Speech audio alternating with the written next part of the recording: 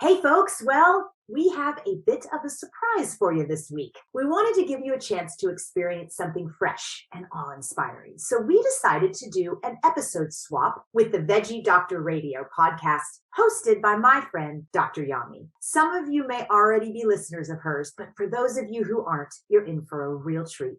On the Veggie Doctor Radio podcast, impassioned pediatrician and author Dr. Yami explores food, nutrition, and how to form healthier, lasting habits so that you have access to the tools you'll need to live your best possible life. And in this special episode we're airing, titled Weight Stigma is Deadly, Dr. Yami tackles the really challenging subject of weight stigma and weight bias in order to raise everyone's level of awareness around this important topic. So as always, thank you for tuning in. Enjoy the show and let us know what you think by posting a review. All right. Here's Dr. Yami.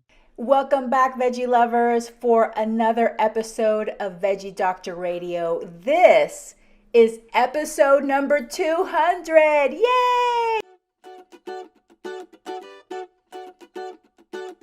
Welcome to Veggie Doctor Radio. I am your host, Dr. Yami, board-certified pediatrician, certified lifestyle medicine physician, certified health and wellness coach, author, speaker, mother, wife, and human being.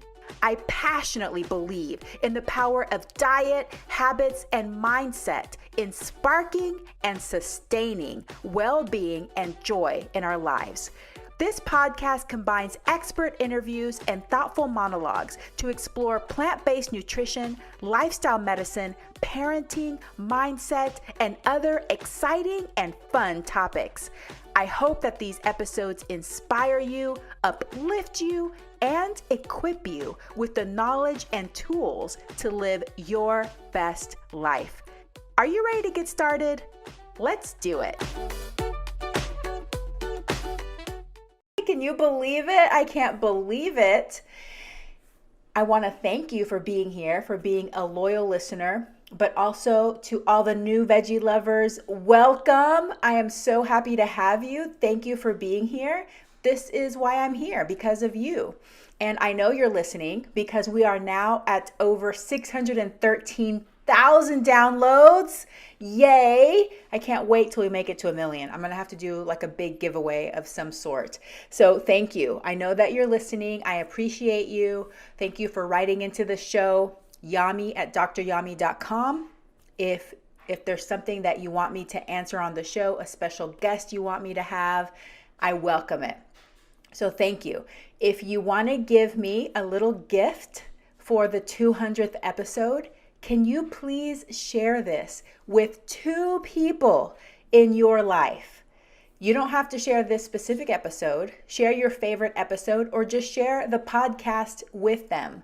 I would love that so much. If you could spread Veggie Doctor Radio love around, we can get more listeners and get this message out to even more people around the world. So I have to admit that the 200th episode just kind of snuck up on me. We have been back to interviewing guests and it's been going great.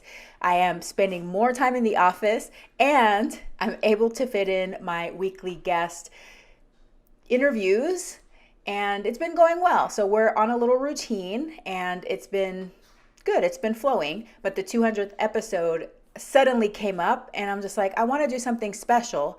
And I realized that what feels special to me right now is sharing with you my passion. So I was recently asked to consult with a very progressive organization that wanted to learn more about weight stigma and weight bias and how they can reduce this as they move forward in their important work. And the reason they found me is because maybe about a year-ish ago, Jasmine Singer asked me my opinions, and I was quoted in an article that she wrote in Veg News magazine, and I'll make sure that we link it in the show notes so you can read that article as well. But basically it was about fat phobia in the vegan community and sizeism and all of that. So they saw me on that article and then reached out to me, and it really gave me an opportunity to dive deeper into these topics.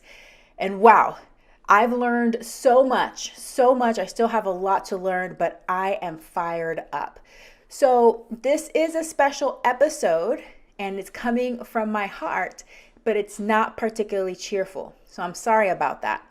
This episode is going to be informational, it's going to be educational, but it's likely going to bring up some discomfort and perhaps even some anger, some sadness.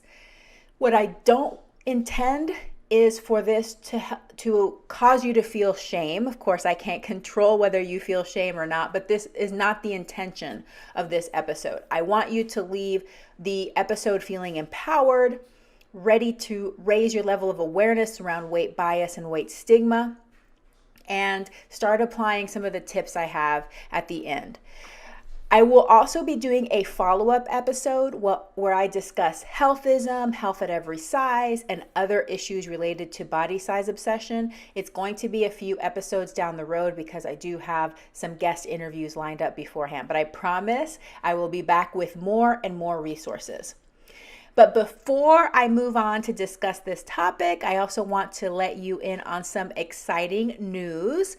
For a limited time, I am opening up slots for one-on-one health and wellness coaching. So that means that I will be working directly one-on-one with clients with their health and wellness goals. So I'm a national board certified health and wellness coach. I do spend the majority of my time in the office seeing my little kiddos, which I love them very much, and doing doctor stuff, but I love working with clients on their health and wellness goals, so I decided to open up some space in my schedule to do that. Who is this right for? It's particularly right for anybody who is ready to ditch dieting and diet culture, but they're interested in setting and achieving sustainable goals in their life. So I am board certified in lifestyle medicine, but I also have my lifestyle medicine coach certificate. So I am particularly attuned to helping you with goals around nutrition, sleep, stress reduction, joyful movement, anything you feel like you need to move towards the well-being that you desire. So if you're curious about this and you want to find out more about how we can work together, set up a free discovery call. So it's about 15-20 minutes. We can talk about what you're looking for. You can understand more about what I do, see if we're a good match for each other, and then work together. You can go to dryami.com, that's DOCTORYAMI.com/coach me. So COACHME. That will be linked in the show notes as well. So dryami.com/coach me. I'd love to chat with you to determine if we're a good fit on your health and wellness journey. All right, so let's get started with the episode. But first, I do want to give you a trigger warning. So as I said, it's going to be some uncomfortable topics. I am going to be discussing weight, size, body mass index. We'll be using the word obesity mainly to describe what it means. So this information may be triggering for some people. If you are at a point in your journey that this is not right for you, please stop listening now and come back at a later date where you feel that it might be more appropriate. For everybody else, if you're not concerned that you're going to be triggered, just know that you're probably going to feel some cognitive dissonance and uncomfortable feelings. So strap yourself in and let's go.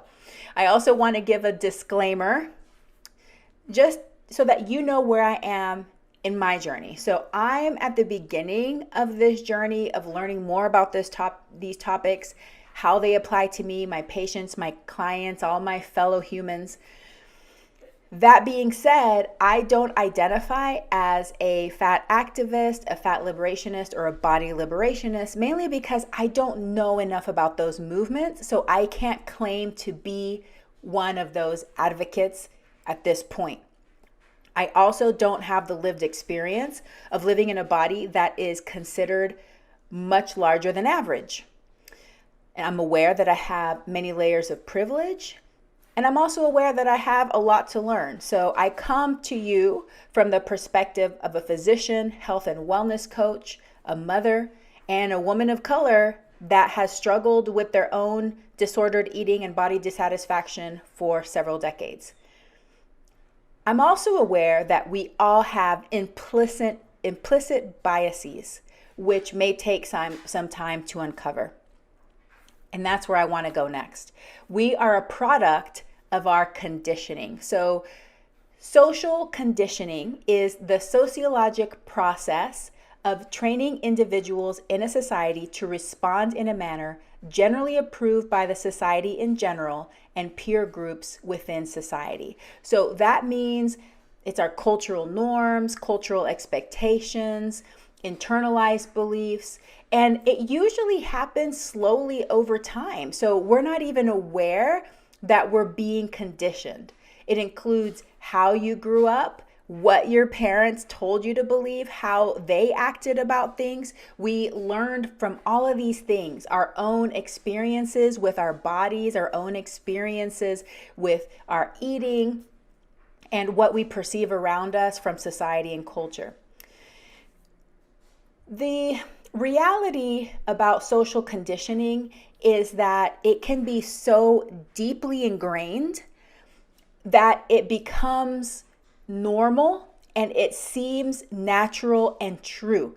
It's so ingrained that it just seems like, well, of course, like, yeah, that's the way it is. There's no other way, because that belief just gets in so deep within us, especially if we grew up that way. If from when we were teensy, incy, wincy, we were told something over and over and over and over again about how things were or how things are, it just seems like that's the way life is.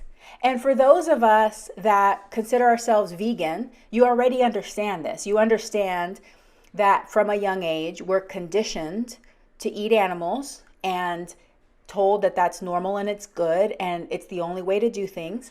And then one day you realize that that's social conditioning and you come out of that paradigm and you're just like, whoa, I'm dizzy, my head is spinning, I don't know which way is up or down. It feels like you just popped out of the matrix.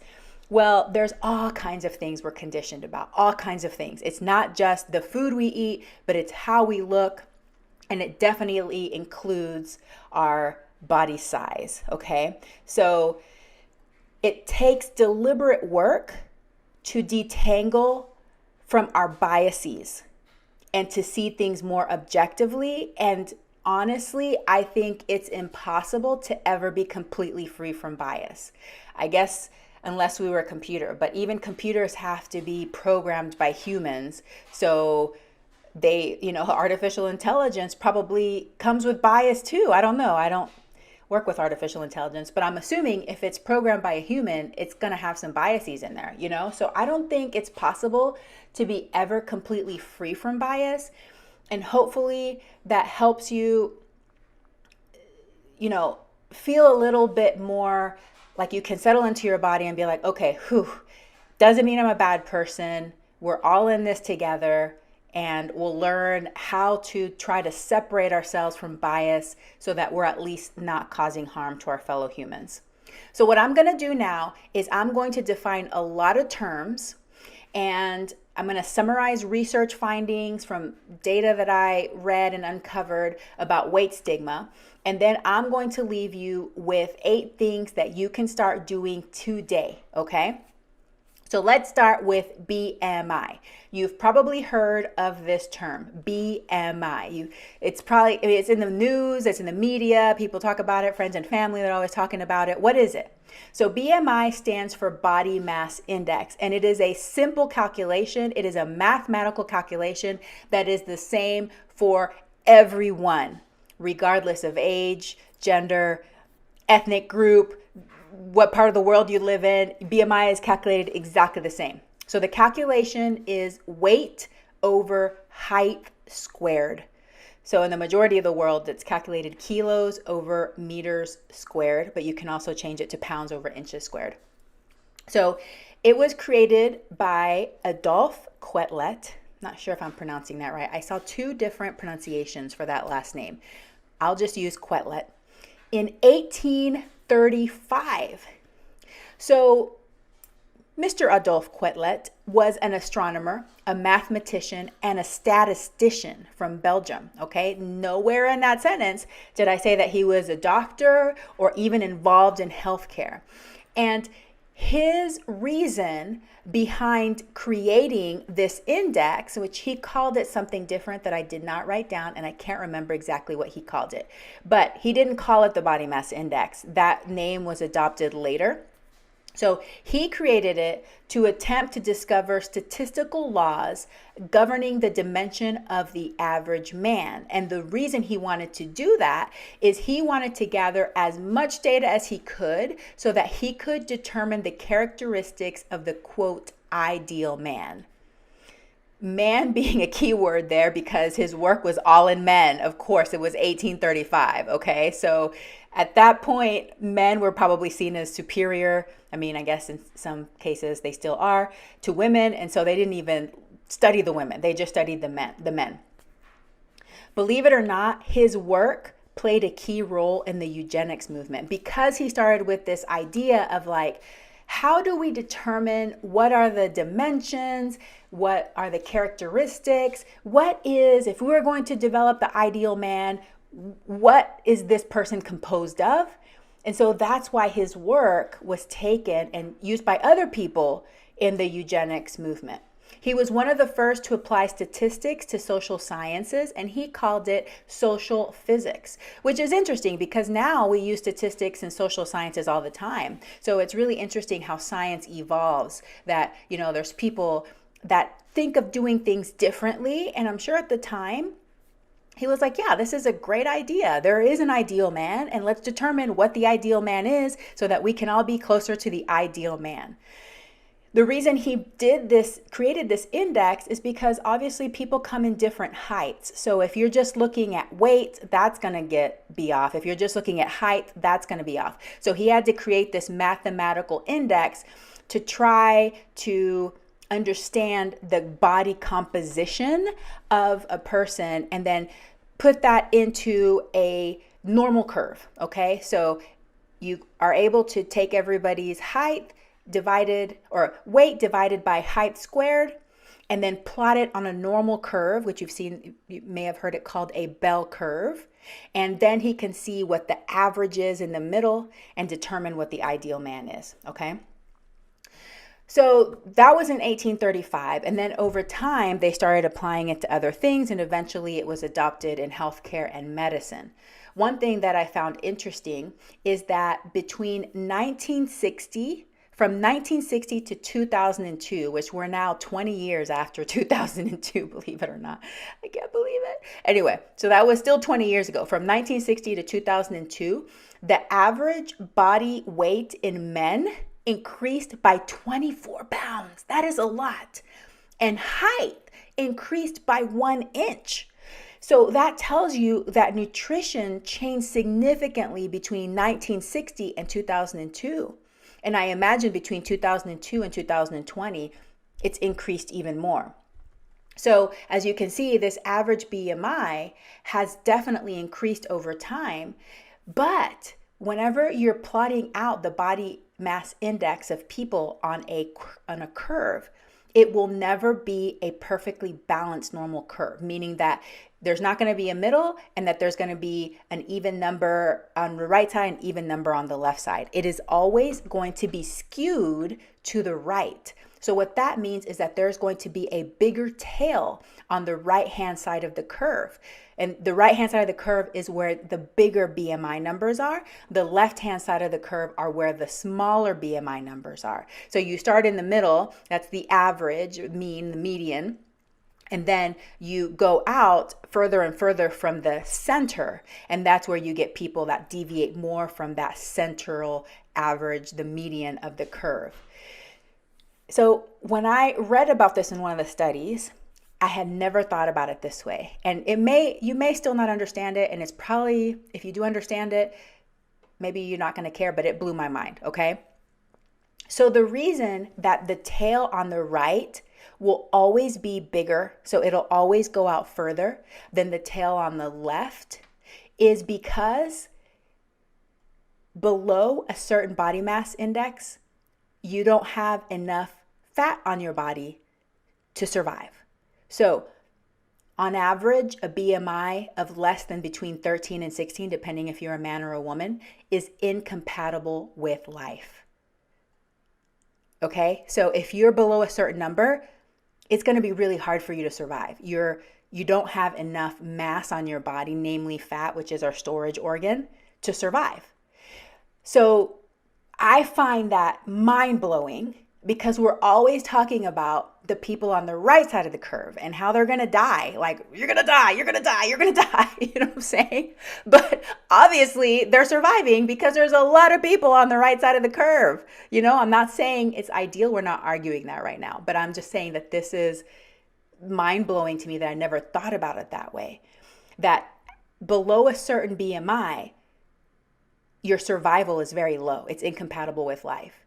But we can have a really high BMI and still live because fat is a storage organ. It's made to help us survive. So that is super interesting to me. And like I said, depending on if you're a man or a woman, that's a BMI of 13 to 16, where essentially you could calculate that they may have like zero body fat. The average runway model has a BMI of 16. Okay? Currently, what I looked up for the average BMI of the average American female in the United States is 27. So in the next podcast, I'm going to talk a lot more about how we got to this ideal and what the ideal that we glorify right now. But I just wanted to kind of point that out because that is a huge difference. Runway model 16, on the edge of survival, average female 27. I love this quote by Leah Guten from one of the references that I use for this, which we will put links to all the references in the show notes, in an article called In BMI We Trust. So they said, a BMI score carries no moral value, as from a mathematical and anthropometric perspective, it is simply a ratio of two observable facts about an individual, height and weight, whose population-wide distribution and associations with health outcomes can be reported. I love that.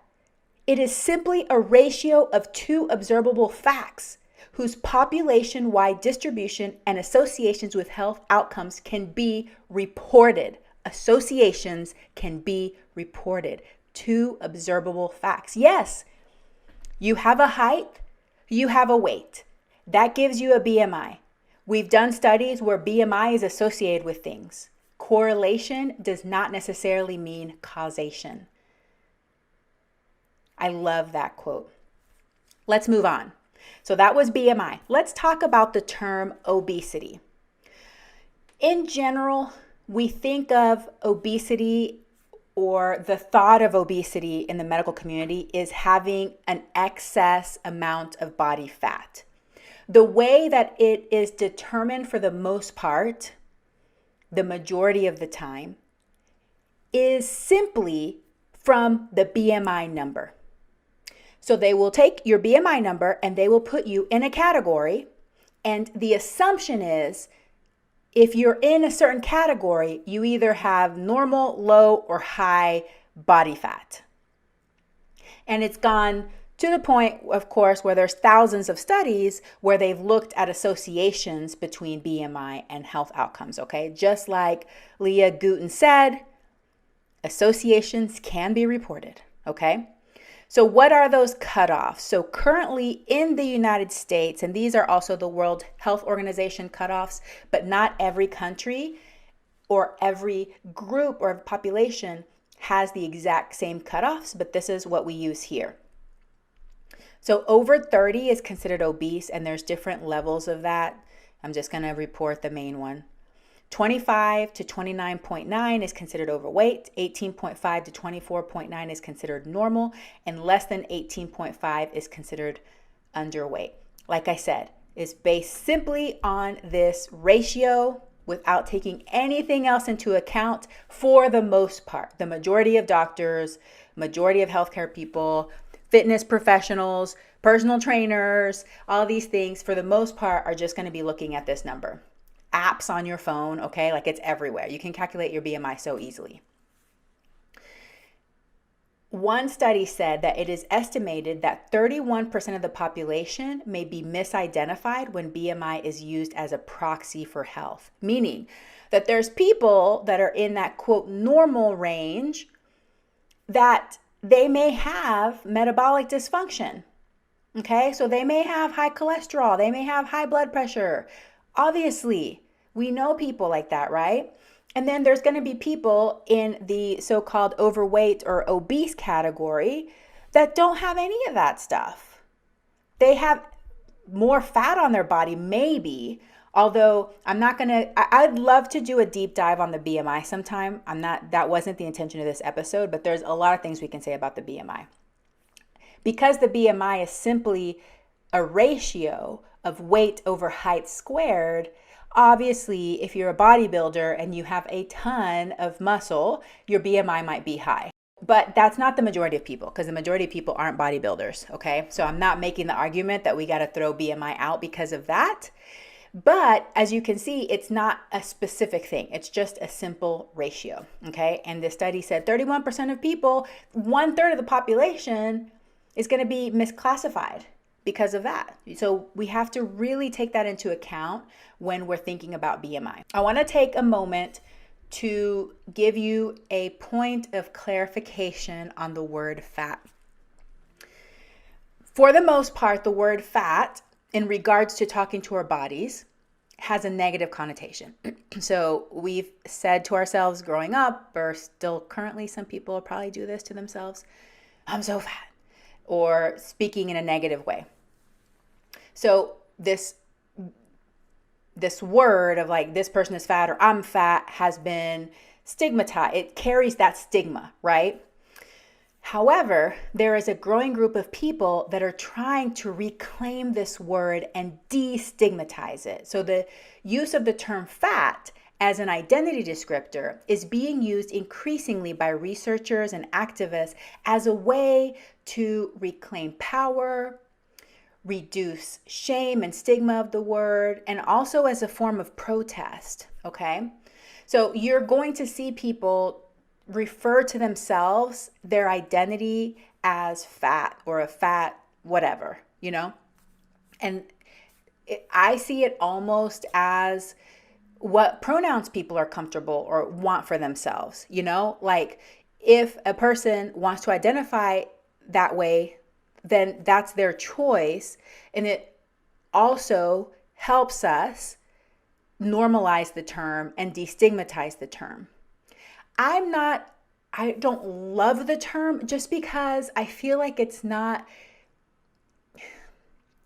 hard for me to explain. But basically, there's a lot of people that don't have a larger body that are also fat, okay? Like their body fat percentage might be super high. I am one of those people. I am technically, I'm technically overweight if you look at the categories, because I'm like 25.6 on my BMI. And my body fat percentage is near 40. So I store a lot of fat. I'm also very high in muscle. I have both. And most people that are larger body have more lean muscle than people who are smaller body, because they are using that muscle to carry the extra weight around. So they actually have higher lean muscle and also higher body fat.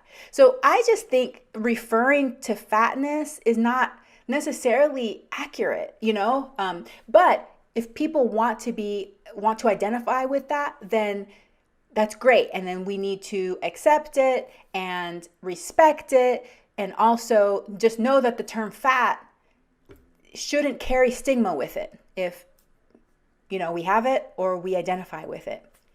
Another option, and what I use, because I'm not comfortable calling people fat just because, I mean, come on, I'm just going to be going around like testing people's body fat percentage. I mean, and that's arbitrary too. So we can talk about how arbitrary all of this is in general.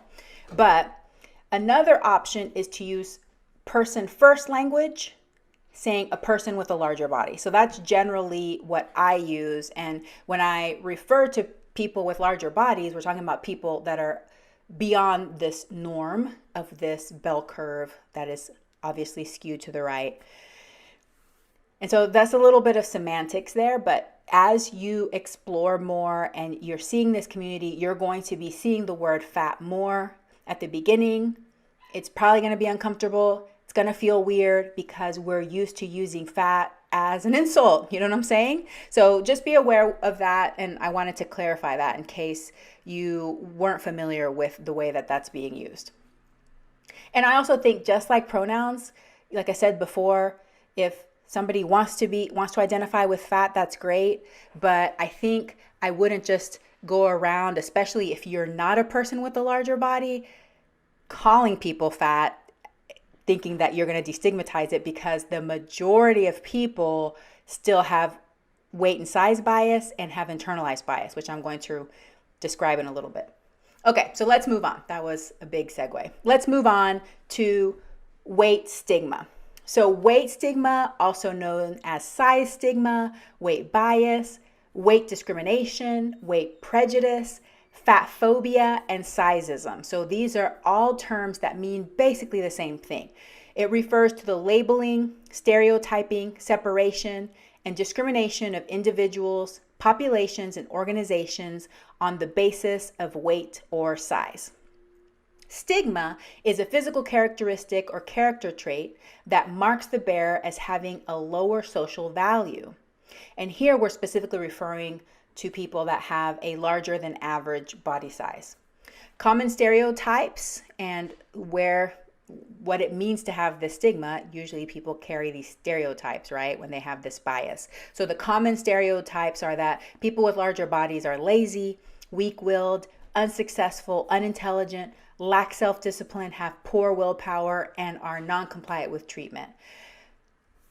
Surprisingly and shockingly, these beliefs have been reported by people as young as 3 years old. So remember when I talked to you earlier about social conditioning and how we're born into this a lot of times, just like we're born into racism and all kinds of other isms.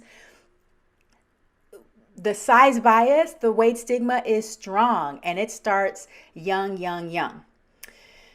Weight stigma is highly prevalent, like I said before, and it's increasing big time over time.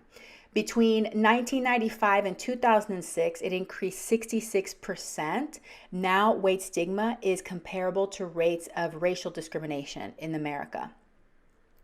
Why do we do it? Why has this happened? Why does it feel so natural? One of the reasons is that there is a widespread belief that if we shame people or make them feel bad about their size, it will motivate them. We have those same beliefs for a lot of things, like addiction and things like that too. So it's not just size, but we think, hey, just this person's probably not aware that they have a larger body, and we should tell them that they need to be smaller in order to be better.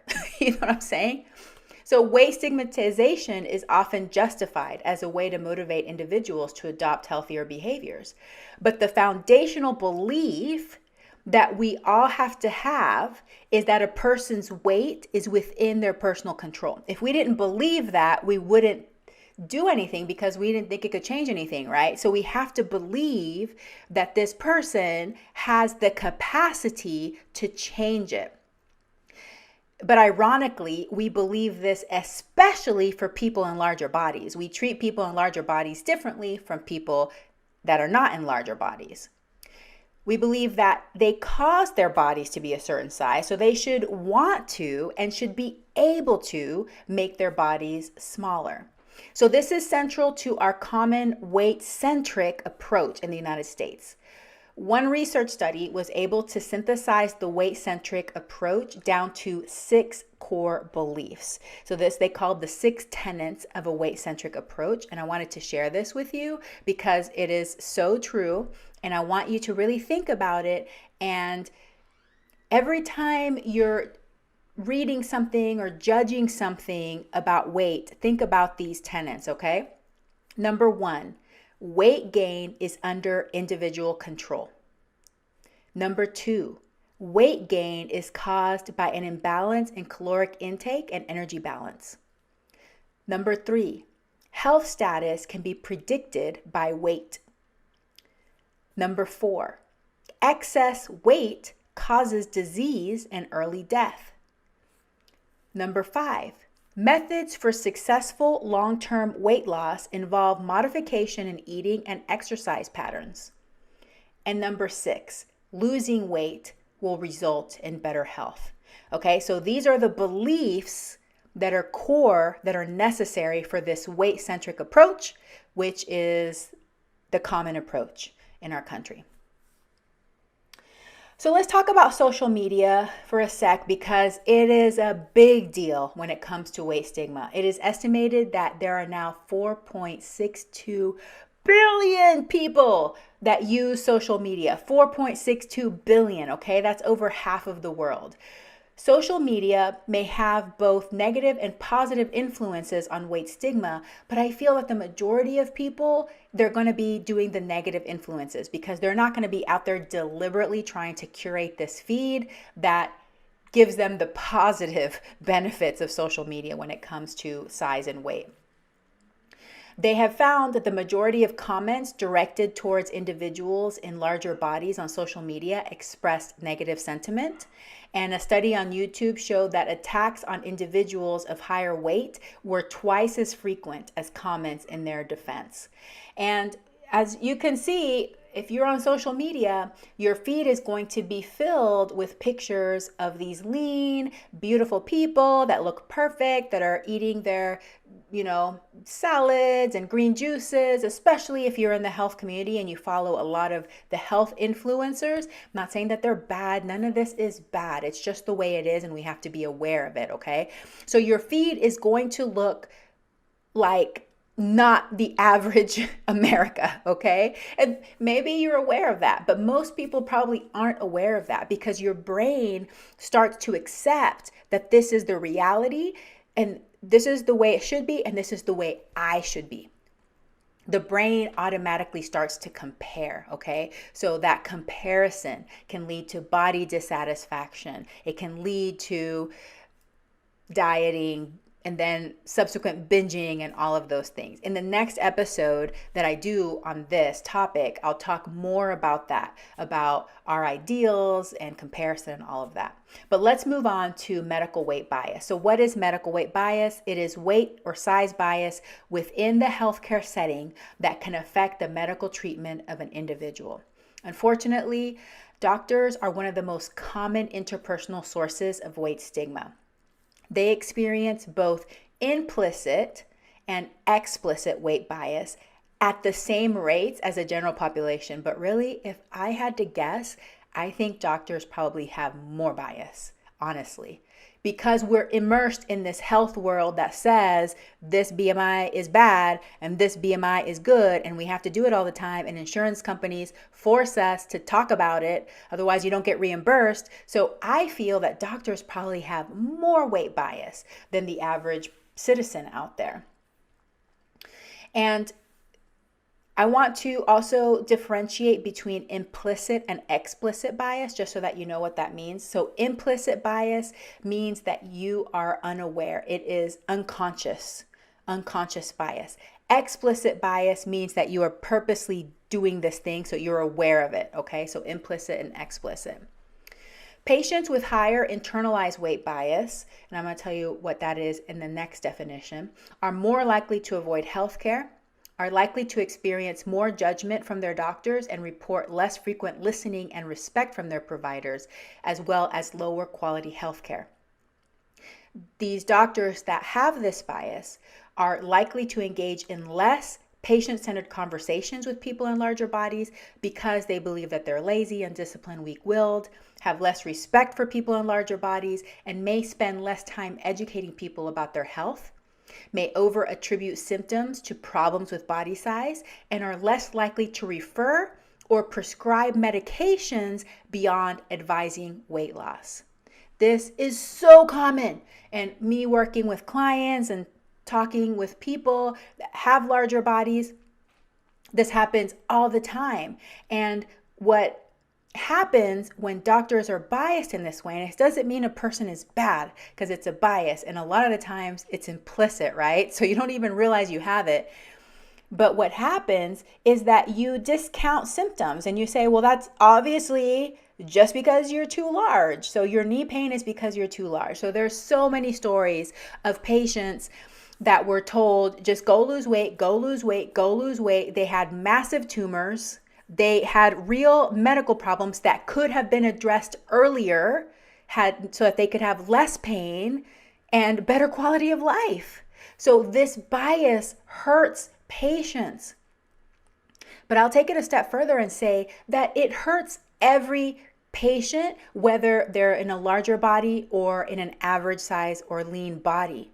And the reason is because the bias goes both ways. A doctor may assume that a person with a larger body has all these health problems because of their weight, so you just need to lose weight. But then a person with a leaner body, they may not even think that that person could have a health problem because they look naturally lean, and we associate smaller body size with health, and that is just not true some of the time. Okay, so there's a lot of people that are healthy, whether they're average lean body size or larger body size. And there's people that have health problems, whether they're larger bodied or they're leaner bodied. Okay. So whenever we have this bias, we can start misdiagnosing people because we are judging them based on their body size, or not asking the right questions, not ordering the right tests, not referring, because we're like, oh, you just need to lose weight, or, oh, you look lean and athletic, we don't need to do that test. And if you're in my email newsletter, I did send in one of my newsletters where I confessed about how I myself got trapped into that bias, thinking that my patients probably didn't have high cholesterol because I generally have a lean, very healthy, health conscious group that I work with at my clinic. So I wasn't doing some of the surveillance that's recommended early in a child's life. That bit me in the butt hard. Okay, that is bias, and it can affect patients whether they're larger or leaner bodied, but people with leaner or people with larger bodies are suffering really hard because of the size of their bodies, okay? People with higher BMIs are 3 times as likely as people with normal BMIs to say that they have been denied appropriate medical care. People that feel stigmatized are less likely to seek medical care or delay seeking medical care because they fear they will not be treated well. I've said this on the podcast before, but they did one study of women that 30% of the women in that group that they surveyed had either avoided or delayed medical care because of their weight, because they were afraid that they were going to go and that they were going to be lectured to lose weight, but they had some other medical problem that they needed addressed. Okay, so can you just see like how this is just like this vicious cycle of we keep telling people that are larger bodied, you're so unhealthy, you need to lose weight, and they become unhealthier because of our bias?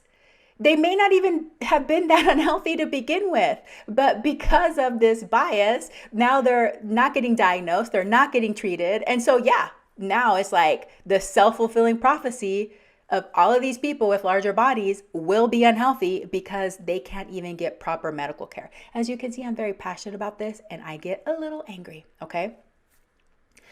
So that's something to be aware of, and we have to remember that when these studies are done that are associating body size with health problems, there is a big amount of stigma there that is affecting their health and their health care. We have to remember that. We must remember that. And as we start to destigmatize body size and focus more on well-being, which I'll talk about in the follow-up episode of this, I think we can start to turn this around so that everybody can start to pursue the well-being that they desire. Let's talk about internalized weight bias. So internalized weight bias, internalized weight stigma. This is, quote, applying negative weight stereotypes to oneself and engaging in self-devaluation based on one's weight. Individuals who experience weight stigma are more likely to develop internalized weight bias. Okay, so basically what this means is that you've become brainwashed by society. If you are a person with a larger body, you will also start to believe that you are bad and unhealthy and need to lose weight. And you believe that wholeheartedly. You believe that for yourself and anybody else with a larger body. Okay, so basically it's like, it's so horrible and cruel, right? Like there's this group of people that are telling you that you're bad. They say it enough that you start to believe them and then join in with them in the fight against you. So as you can see, that it's just like all very twisted and deep, and it becomes this vicious cycle. And there's a lot of people that have internalized weight bias, okay? And this internalized weight bias goes deep, and I'm one of those people because I started dieting when I was 9 years old. So 3 decades of yo-yo dieting, being very dissatisfied with my body and thinking that my solution to all my problems in my life would be to have a thinner body. Okay, so that is internalized weight bias as well. And I'm not even a person that hasn't larger than average body size. So there's a lot of people that have this internalized weight bias, not just weight bias, but internalized weight bias of all body sizes. Thin privilege. So I want to talk about thin privilege as a form of privilege. This is a quote by Christy Harrison, who is the author of a book called Anti-Diet. So she says, quote, thin privilege actually just means that by virtue of some characteristic of your body, in this case being below a certain size, you have greater access to resources and face less discrimination in society than people without that characteristic, end quote. So privilege, like when we talk about privilege, a lot of people get defensive, and me included, okay? Because all of a sudden you feel attacked and like you should feel bad about yourself, but it's not to feel bad about yourself, it's to become aware. Because for the most part, privilege is invisible. You are often born into privilege, and especially if your body size is lean and you've been lean your whole life, you may not know the difference because that's how it's been. So it just feels like normal life to you, okay? The other thing that's really, really important that Christy pointed out in this blog post that I read is to remember that the majority of people are unhappy with their bodies. So thin privilege does not mean that you feel thin or that you like your body. You may feel that you need to lose weight. You may feel that you need to be thinner and still have thin privilege. It's all more of a relative thing, right? So if you are in this normotypical, within this bell curve that we currently have, and you're in the normal typical body size, you don't wear plus sizes, you have thin privilege. And it doesn't mean you're bad, it's just being aware. And it's not, like I said, necessarily something that you have been aware of or feel because it's invisible to you. But people in larger bodies feel the stigma of not having thin privilege, right?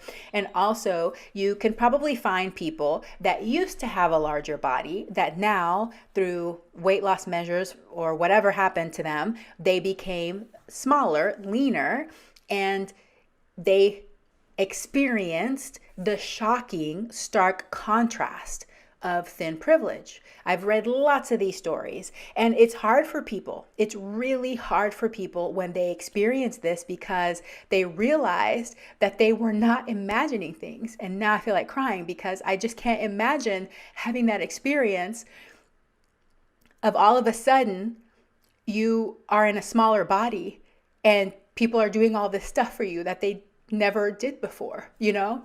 And yeah, that probably feels good in some ways, and you're like, oh yes, I finally get this, what I want. But at the same time, you realize it had nothing to do with me as a person, but I was being judged solely by the size of my body. And of course, this happens in so many different ways, right? Like our skin color, our socioeconomic status, all of these things, we can get judged by this cover and treat a certain way. But having that stark contrast for some people can be so shocking. And so look up some of those stories so that you can see firsthand the experiences that people have had where they have been in a larger body and then a smaller body, and they feel that difference.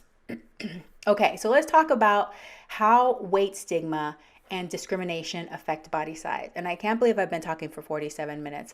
That is why I had to cut this in half, because I knew that if I didn't, I would be talking forever. But now we're getting into like the really important part, and then I'll finish off with what you can do, the 8 things you can do, okay?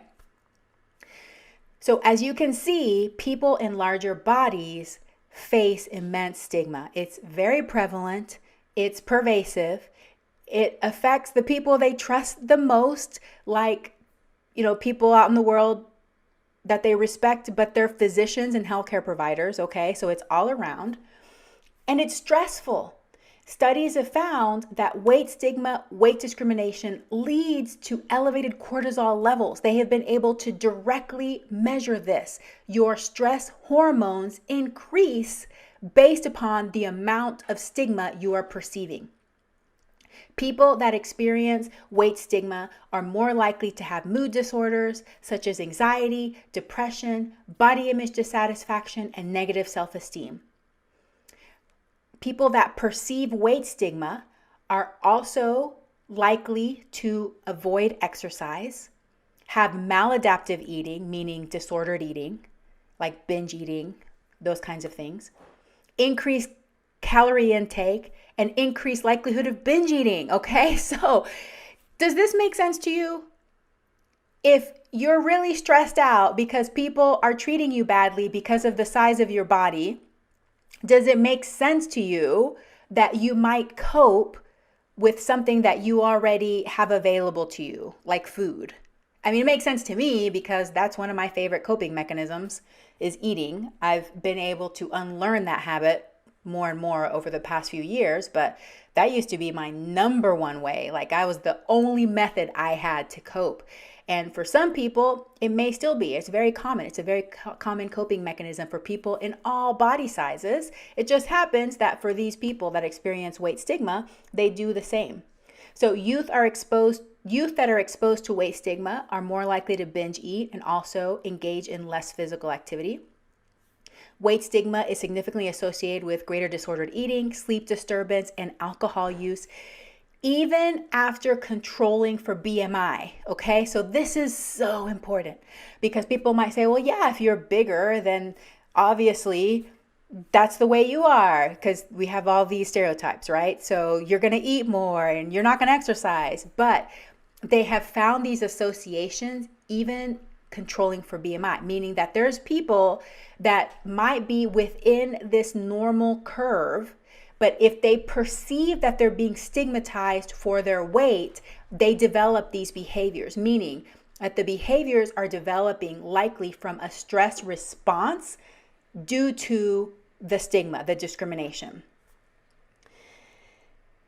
Okay, there's no gender differences in these findings, which is important to know too. So as a woman, I always think about other women because I am a woman and having body image issues and experiencing stigma, but it happens to men as well. So we can't leave them out of this discussion.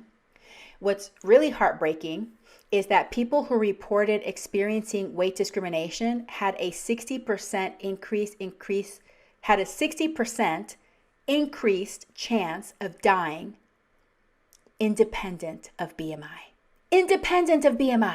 Okay? So this is controlling for the actual size of their body. Those that experience weight discrimination had a 60% increased chance of dying, which is why weight discrimination is literally deadly.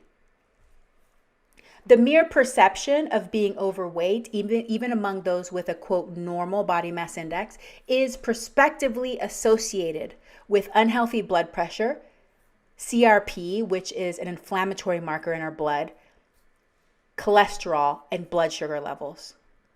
So even with those people that have normal BMIs, if they are perceived to be overweight, like they think themselves that they're overweight, so they have this internalized stigma, they have this internalized bias, they begin to have these health problems. People that perceive weight stigma are more likely to gain weight and have increased waist circumference over time.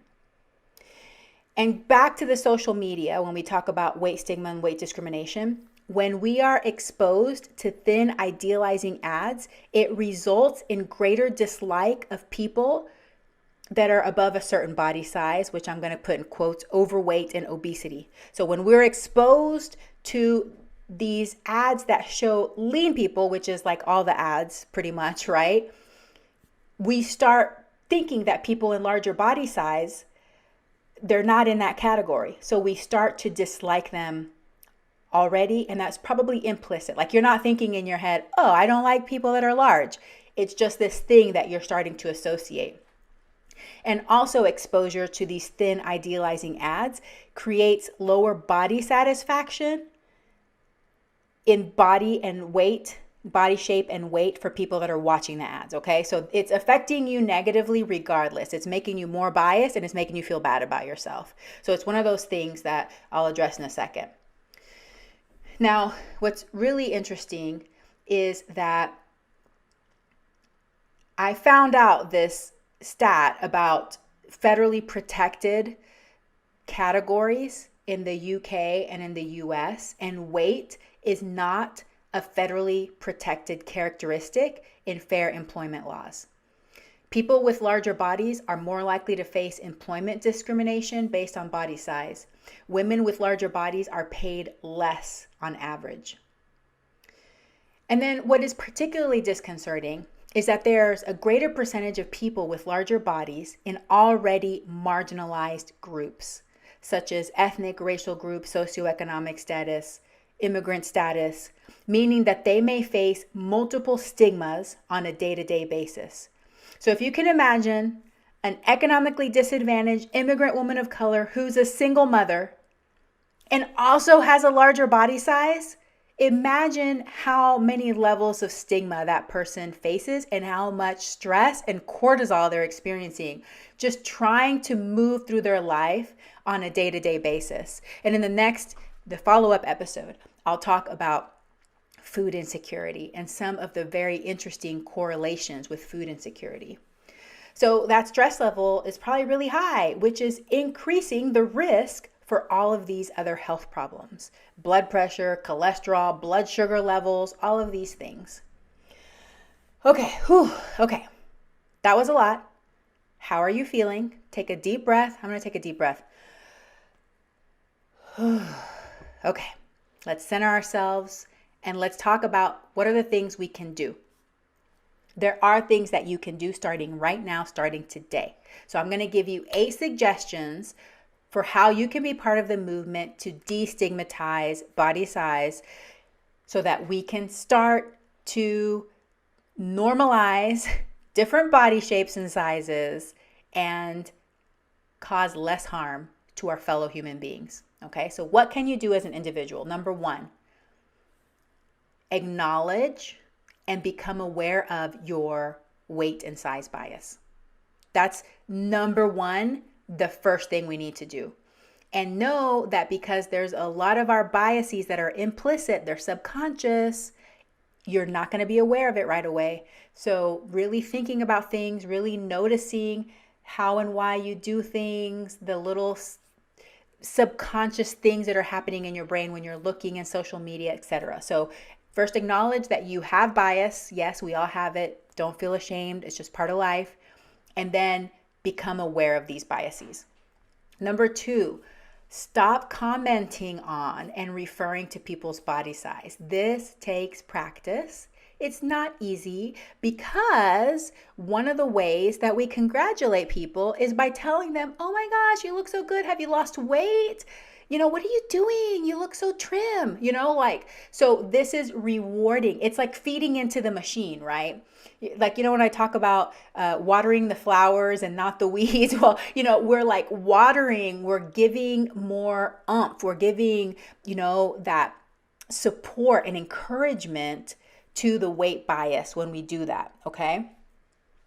Number 3, stop assuming that people should or want to lose weight. We're going to talk about healthism in the next follow-up episode. I keep saying next episode, but it's not the next episode. It's going to be a few episodes down the line. Healthism is when we start connecting people's worth to their health. And so don't assume that everybody should or wants to work on their health. I know that's hard to accept. And not everybody wants to change their body size, or maybe they've already tried and they're sick of it and they're done with that. Okay. So that's an assumption we should stop asking people to do. And really just remember, it's none of your business. It's their body. Okay. So I don't want to sound like blunt or mean or anything, but it's just true. Number 4, stop judging health based on size. This one also takes practice because it is so ingrained, right? We see a person, they might be larger body, and we're like, oh my God, they're going to have a heart attack. Okay. This is a belief that is deeply ingrained, and it's supported over and over again in the media and social media by our friends and family. So catch yourself when you're having that thought, especially if you're saying it out loud, especially if you're saying it out loud around your kids. Please, let's stop the cycle now and help raise a generation of people that don't have this strong weight and size bias and healthism.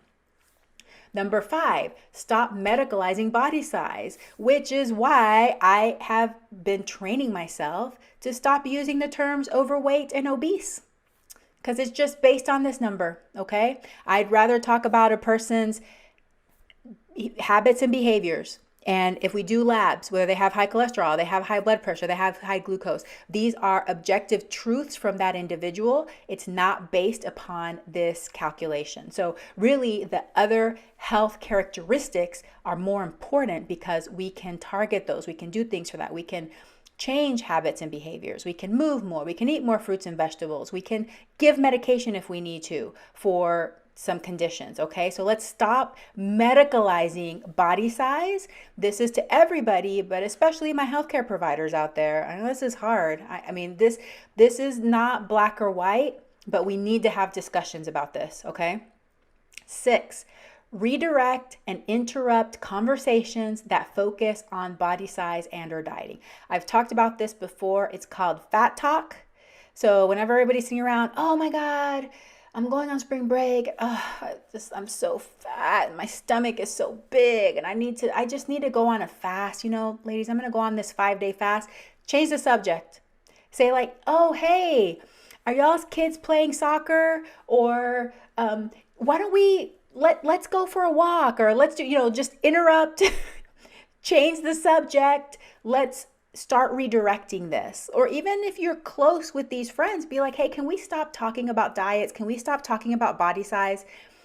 I'm trying to learn a new way to approach life, and I've come aware of, these biases that we all have. And I'd love it if we just kind of not talk about this stuff, If you're close to somebody, you can have that conversation. It's uncomfortable because honestly, let me just tell you that my number one habit for a long time in life was going on a diet. Like it was like my favorite thing.